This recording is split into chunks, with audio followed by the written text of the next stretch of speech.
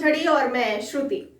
बचपन से हम सभी ने दो बिल्लियों की कहानी तो जरूर सुनी होगी, जिसमें दो बिल्लियों की लड़ाई में बंदर को फायदा हो जाता है।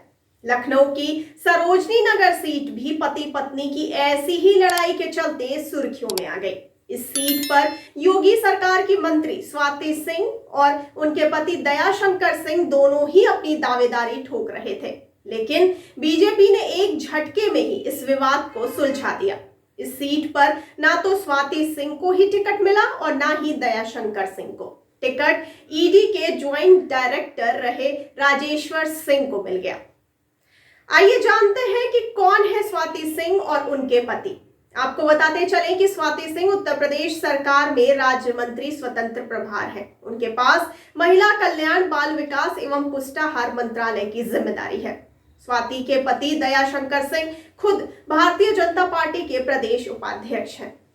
ये तो रही दोनों की पहचान। अब आइए जानते हैं पति और पत्नी के बीच क्या है विवाद। आपको बता दें कि दरअसल दयाशंकर सिंह और स्वाति सिंह के बीच लंबे समय से विवाद बताया जा रहा है। स्वाति का एक पुराना ऑडियो भी वायरल हुआ था, जिसमें वह अपने पति पर मारपीट का आरोप लगा रही थी। हालांकि खुलकर कभी भी स्वाति ने इस बात को नहीं कबूला है। उन्होंने इसका खंडन भी किया। चर्चा है कि दोनों यहां से टिकट मांग रहे थे, साथ ही एक दूसरे को टिकट दिए जाने का विरोध भी कर रहे थे।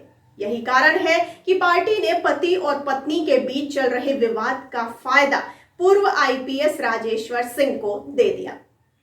और आइए अब जानते हैं स्वाति सिंह का टिकट क्यों कटा। अब सवाल यह है कि स्वाति सिंह को टिकट क्यों नहीं मिला।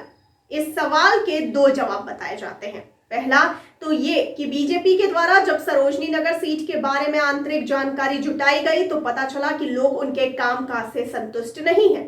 दूसरा ये कि उनके पति दयाशंकर सिंह खुद चुनावी मैदान में उतरने की कोशिश में थे। अगर 2017 की बात करें तो दयाशंकर सिंह उस वक्त टिकट के प्रबल दावेदार थे, लेकिन मायावती के खिलाफ की गई टिप्पणी का खामियाजा उन्हें भुगतना पड़ा। लेकिन सवाल फिर वही है कि क्या पति और पत्नी की आपसी अनबन में स्वाति सिंह टिकट पाने से चूक गई।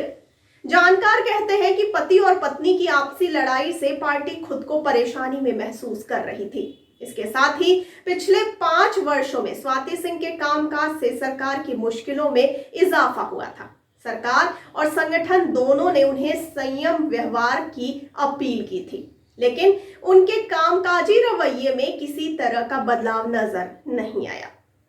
और आइए अब जानते हैं टिकट कटने के बाद स्वाति और उनके पति ने क्या बोला। आपको बता दें कि भाजपा ने लखनऊ के सभी सीटों पर उम्मीदवारों की घोषणा की। इसमें सरोजनी नगर से स्वाति सिंह की जगह पूर्व आईपीएस राजेश्वर सिंह को टिकट दे दिया गया। इसके बाद सबसे पहले दयाशंकर सिंह का बयान सामने आया। उन्होंने ट्वीट कर पार्टी के इस फैसले पर खुशी जाहिर की। लिखा कि उत्तर प्रदेश विधानसभा चुनाव 2022 हेतु लखनऊ सहित अन्य जगह के लिए बीजेपी की लिस्ट जारी हुई। सभी को बहुत बहुत बधाई। बातचीत में भी दयाशंकर ने कहा कि वह पार्टी के सभी प्रत्याशियों के लिए प्रचार करेंगे। उधर मंत्री स्वाति सिंह मीडिया के सामने आए। उन्होंने खुलकर हर सवालों का जवाब दिया। बोली कि मैं भाजपा छोड़कर कहीं नहीं जा रही हूँ, आजीवन भाजपा में ही रहूंगी। मेरे रोम रोम में भाजपा है। मैं यही हूँ और यहीं की रहूंगी, यहीं मरूंगी।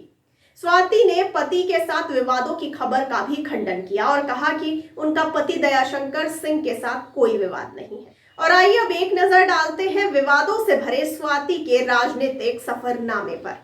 आपको जानकारी के लिए बता दें कि स्वाति सिंह का राजनीतिक सफरनामा विवादों से भरा रहा।